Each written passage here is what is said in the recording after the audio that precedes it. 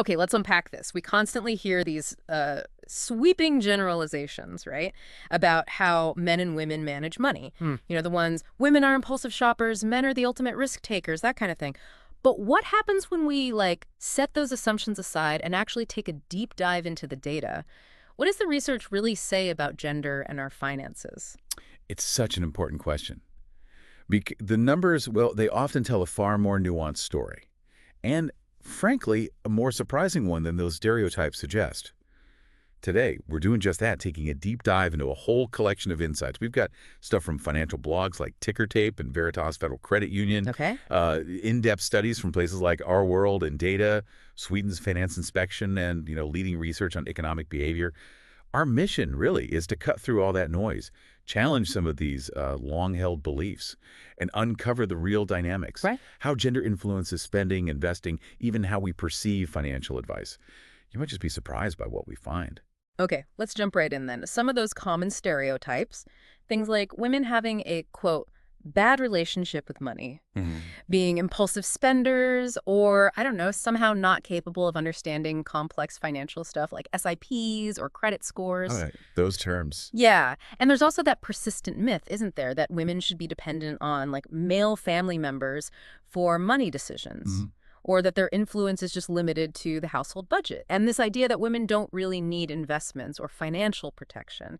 So when we look at the evidence, the actual sources, how do these deeply rooted biases hold up? Well, you're right to highlight those. Yeah. Because when you look closely, many of them are simply untrue. Historically, and the data backs this up, women have actually been pretty careful spenders, excellent savers, often Huh? effective managers. Take Indian women, for example. Yeah. They're widely known to save money meticulously, for rainy days, Yeah. often showing more kind of polished saving habits than men. And this idea that women can't grasp financial concepts, it seems rooted in this like outdated belief about math skills or something. Yeah. But the reality, very different. How so? Well, we've seen women leading top banks in India, Chanda Kochar, Arundhati Bhattacharya, and, prominent international institutions too, like Geeta Gopinath at the IMF. And just recently, February 2022, Madhabi Puribuk became chairman of SEBI, India's big securities regulator. It shows women are really reaching the top, despite the stereotypes. Wow. Oh, and consider Malavika Hegde. She took over CCD after her husband's death and reduced his debt by a massive 75% in just 2 years. That's incredible. So if women are clearly this capable, what does this mean for that old idea of them being, financially dependent or just stuck with domestic finances? It's clear times have changed dramatically. Mm. Women are more than capable of handling their own finances, making big decisions. They're not just budgeting for the household anymore. They're managing huge business empires. Think Falguni Nair of Nykaa, Right, Nika. Vanita Singh, Sugar Cosmetics, Kiran Mazumdar-Shaw, Biocon. Yeah. The list goes on. So this notion that women's financial decision-making is just, like, confined to the home, it's being smashed. They're making critical decisions, savings, investments, insurance for themselves and their families. Mm-hmm. And that's why it's so crucial. We sort of publicize the importance of financial protection for women through things like SIPs, mutual funds, insurance plans. This isn't about being seen as fragile. Yeah. It's about achieving real financial independence Yeah. and inclusivity for everyone. Okay, moving from those individual stereotypes to maybe broader economic structures, let's talk about the gender pay gap. Yeah. It's a term we hear all the time. But how is it actually measured? And what does it really tell us about, say, inequality versus outright discrimination? Yeah, that's a good distinction to make. The gender pay gap, broadly, measures the difference in pay between women and men. But it's really important to separate the raw gap, which just compares all workers, from the adjusted gap, Adjusted how? adjusted for factors like education level, years of experience, type of occupation, hours worked, Mm-hmm. that kind of thing. Now, while any gap indicates inequality, it doesn't automatically on its own prove workplace discrimination, though it can be a strong indicator, obviously. Right. What's interesting, though, is that while a substantial gap exists in most countries, women generally earning less, but the good news is it has decreased over the last couple of decades anyway. And most places we have data for it. Like in the United States, the raw gap fell by more than half. Okay, more than half is significant. That's positive. But does that trend hold true across the board? Or are there, like, specific groups where the gap is proving more stubborn? That is a crucial point, because while the overall gap is shrinking, the data shows it's still larger for older workers. And it tends to get wider with age, with marriage, and especially with children. Ah, the motherhood penalty. Exactly. That's what it's often called. And studies, even in places known for gender equality like Denmark, show this really clearly. After the first child, women's earnings take a sharp dip, and they often never fully recover to where they might have been. And that doesn't happen for men with kids. Nope, not for men with children. And not for women without children either.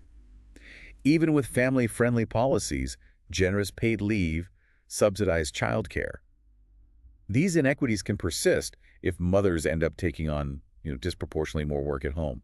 So if it's not just about education anymore, you said that gap has narrowed a lot. Right. What factors are driving this persistent pay gap then? Yeah, education used to be a huge factor, but in many richer countries that gap's closed or even reversed, with women often being more educated now. So now it seems the characteristics of the jobs themselves play a bigger role, particularly the need for flexibility. Flexibility for care work, you mean? Exactly, to accommodate care responsibilities. Women disproportionately seek out jobs that offer that flexibility, even if those jobs come with lower hourly pay. There's an interesting example in the U.S. with pharmacy. It became a highly paid, female-majority profession with a small gender earnings gap. Oh. Once technology changed in ways that made flexible jobs in that field more productive, suddenly flexibility didn't mean such a big pay cut. Fascinating link there. What about more subtle things, social norms maybe, or even, lingering discrimination? Good question. The evidence suggests that biological differences, things like preferences, abilities, math skills, risk aversion, they probably only account for a pretty modest portion of the gap. And those things seem highly malleable anyway. Math scores, for instance, they vary more between countries and over time than they do between genders within a country. Suggesting social factors are key. Precisely. Social norms and culture seem really important. Think about that norm. A man should earn more than his wife. Data from the U.S. actually shows a sharp drop in wives' share of household income right around the point where they start earning more than their husbands. Really? They earn less deliberately. It appears so in some cases. Mm-hmm. Or they might leave the workforce. And in couples where the wife does earn more, she might even end up doing more household chores. And those couples report being less satisfied and are more likely to divorce. It shows how powerful these norms can be. Wow. And discrimination, explicit or implicit. It still plays a role. Historically, you had things like marriage bars in the U.S., outright preventing married women from working in teaching or clerical jobs. Right, that was explicit. Exactly, those are mostly gone. But less overt biases persist. There's a famous study on orchestras. The blind auditions one? That's the one. Using screens to conceal the candidate's identity. It increased the number of women hired by 25% between 1970 and 1996. 25% just from hiding who they were. Yeah. It shows that even when you remove the explicit barriers, these implicit biases can definitely linger and have real effects. That orchestra study is such a powerful illustration. So, okay, based on all this, what strategies actually work? What can help reduce this gap?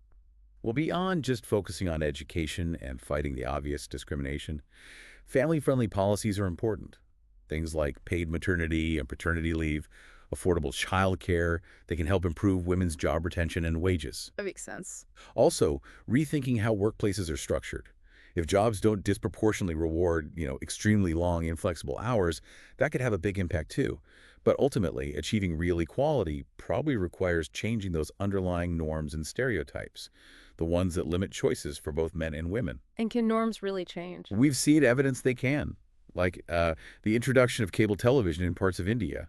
Studies showed it led to a decrease in the reported acceptability of domestic violence and also son preference. It suggests that exposure to different ways of life, different narratives, it can shift culture over time. Okay, shifting narratives. Let's dive into investment habits now. When we look at who's actually participating in, say, the stock market, what do the numbers tell us about gender? Yeah, it's a really critical area.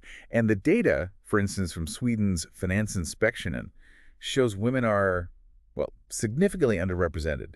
In the sample they looked at, only about 35% of stock investors were women. Only 35%. And they own just 13% of the total stock capital. 13. Wow, that's a big difference between participation and ownership share. It is. And interestingly, this difference starts really early. Like boys own stocks more than girls do, even as young as 3 years old. 3? How? It suggests that adults' parents, grandparents, are often buying stocks for boys more than for girls. So it starts young. And then throughout life, men generally have larger stock portfolios, partly because, as we discussed, they tend to have higher incomes. Right, the pay gap feeds into it. Exactly. And they also tend to put a larger slice of their savings into stocks. Plus, they often start investing younger than women do. Okay, so men clearly have more capital in the market, but does having more money in stocks automatically mean they get better returns? Or is the performance story different? This is where it gets really intriguing, because the answer seems to be no, not necessarily. In line with some previous research, the Finance Inspection study found women, on average, actually had a marginally higher return in their stock portfolios. Higher returns, Uh, even with less capital. Yep, about 0.13% higher than men in that specific study. And other studies have found similar, sometimes larger differences, like a Warwick Business School study found women's returns were about 1.2 percentage points higher. Wow. Another one, Hargreaves Lansdowne, found 0.81% higher over 3 years. And if you compound that kind of difference over, say, 30 years, the average woman's portfolio could end up being maybe 25% larger than the average man's, assuming the same initial investment. Okay, that is really surprising, given the lower capital and lower participation. So what explains it? What are women doing differently that leads to better returns? A key factor seems to be trading frequency. Men tend to trade much more often. Trying to time the market? Yeah, or reacting to short-term news, trying to jump on the next hot stock, this kind of overtrading, as it's called. Mm. It often leads to poor results. You rack up more fees, you mistime things. Right. Women, on the other hand, tend to trade less. Right. They hold on to their investments for longer periods. The average was like 10.7 years for women versus 8.3 for men in one study. Buy and hold, basically. More buy and hold, yes. And they seem less prone to emotional reactions, like panic selling during downturns or getting overconfident hubris during upturns. They're also less likely to overestimate their own knowledge or their ability to consistently beat the market. That makes a lot of sense. Less churning, less emotion. It suggests different approaches to risk, too. How do they differ there in risk-taking and maybe diversification? Good question. Men generally take on more market risk, meaning their portfolios are more exposed to the overall ups and downs of the market, what finance folks call a higher beta. We saw hints of this in that analysis, showing 9 out of 10 investors in those super risky meme stocks were men. Right, like GameStop and all that. Exactly. So men seem to sail in riskier waters in terms of market exposure. However, they also tend to be better at managing the company-specific risk they take. How so? They tend to diversify more effectively, spreading their investments across a larger number of different stocks, different sectors, even different geographic regions. Yeah, not putting all their eggs in one basket. Precisely. Women's portfolios, by contrast, tend to be a bit more concentrated. Fewer sectors, maybe more focused on healthcare or retail, and often more geographically focused, like mainly sticking to stocks in their home country, say Swedish stocks in the Swedish study. Interesting trade-off. Higher market risk for men, but maybe better diversification. More concentrated risk for women, but perhaps less overall market volatility exposure. Something like that, yes. It's complex. So given these different investment styles, what does this mean for overall savings, especially thinking long-term, like retirement? Well, despite men accumulating more money in absolute terms, again, largely due to higher incomes, Right. women often come out looking like better savers in a different sense. A Vanguard study, a big one, found women were actually 14% more likely to enroll in their workplace retirement plans. Oh, really? That's- More likely to sign up. Yes. And they put up to 8% more of their income into those plans than men did, even after controlling for things like income and age. Women also seem more inclined to turn over the actual asset allocation decisions to professionals or use target date funds, managed accounts. Kind of setting it and forgetting it more. Perhaps. So, while women might not end up with as much total wealth because of the income disparity, their disciplined, maybe less impulsive approach often means their lifestyle adjustment in retirement might be less severe. Their habits can help compensate. Okay, let's pivot now. Let's talk about debt. We know there's a sort of textbook optimal way to pay down multiple debts, right? The normative approach. Yeah. Pay the minimum on everything, then throw all extra money at the loan with the highest interest rate first, then the next highest, and so on. The avalanche method, sometimes called. Right. But how do people actually behave when they have multiple debts? And do we see gender differences here, too? This is a really fascinating area of behavioral economics because, as you suspect, research shows people often stray pretty far from that optimal approach. They show something called debt account aversion. Debt account aversion, what's that? It means people seem to prioritize reducing the number of separate debt accounts they have, even if it costs them more in interest overall. Psychologically, maybe two $25 debts just feel heavier or more mentally taxing than one $50 debt, even if the interest rates are the same. Interesting, like wanting to check things off a list. Exactly. So Right. researchers set up this debt management game. The participants had multiple debts to repay over 25 rounds, and they found that on average, people did not use that optimal highest interest first strategy. And this non-optimal repayment cost them, on average, almost $13,000 extra over the course of the game. Wow, $13,000 just from paying debts down inefficiently. Okay, so what did they find regarding gender in this game? Did men and women tackle it differently? Well, the researchers started with two main hypotheses based on common ideas. First, maybe women have less financial knowledge, so they wouldn't target the highest interest debt as effectively. Okay. Second, maybe women are more risk-averse, which might lead them to behave differently, perhaps saving more. And what did the results show? The first hypothesis about women having less knowledge and thus being less rational and targeting high-interest debt was not supported. Oh. Gender had basically no effect on that aspect. Both men and women allocated pretty similar amounts to their highest interest debts. They understood that part, it seems. Okay, so it wasn't about a knowledge gap regarding the optimal repayment strategy itself. What about the second hypothesis then? The one about risk aversion? That one was supported, and it led to a really interesting finding.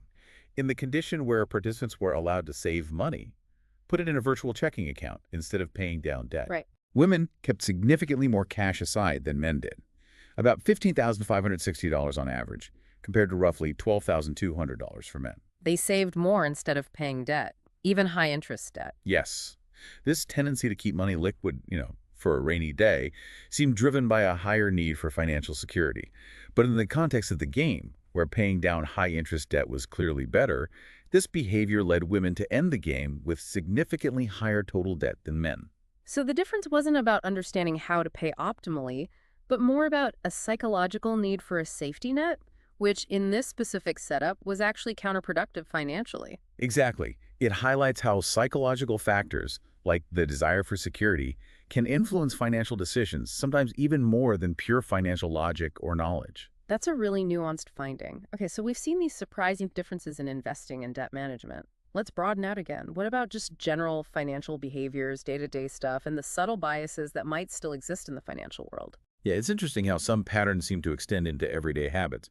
There was a study from Wharton, for instance. It found women are more likely to see shopping as like a recreational activity, Mm-hmm. whereas most men apparently just want to get in and out of the store quickly. Uh-huh. Stereotype confirmation there, maybe? Perhaps, or maybe just different approaches. Mm.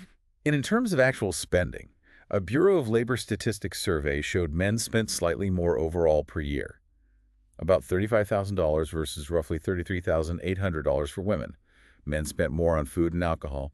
Women spent more on clothing. Okay. Women also appeared more price conscious in that survey. Like 71% said their last online purchase was on sale, compared to only 57% of men.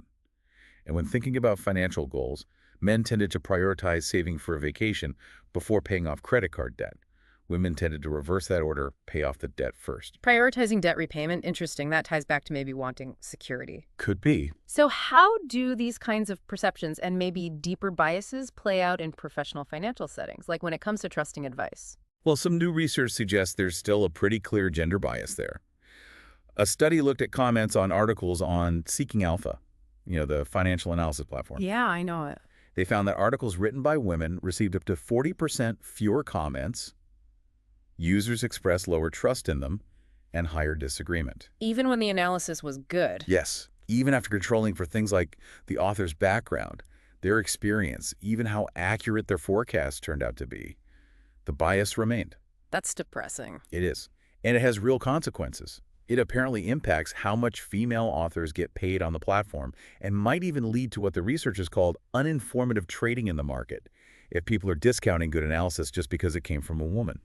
It really suggests that finance is still widely seen as, a man's job. Fewer than 6% of contributors on that platform even identified as female. Wow, less than 6%. But here's the irony, right? Isn't there evidence suggesting women are often actually more objective or even more successful in business and finance? Precisely. The evidence often points the other way. Studies show businesses founded by women can deliver superior revenue, sometimes more than twice the profit per dollar invested, compared to male-founded ones. Twice the profit per dollar. In some studies, yes. And in the UK, companies with at least a third women in their C-suite executive roles had profit margins more than 10 times greater than companies with no women at that level. 10 times greater profit It's margins. a striking difference. And furthermore, there's pioneering research showing women seem less susceptible to being swayed by who makes a statement or their own ideological position when they evaluate economic information. Female economists, in one study, were 44% less likely than their male colleagues to be influenced by the author's name when judging research. More objective, basically. It strongly suggests that. And taken together, these findings really imply that increasing the representation of women across finance and economics, Right. it can make the whole system less biased, more objective, and frankly, more profitable. Wow. We have really covered a lot today. We've unpacked how gender seems to influence everything from, managing debt and investing, Hmm.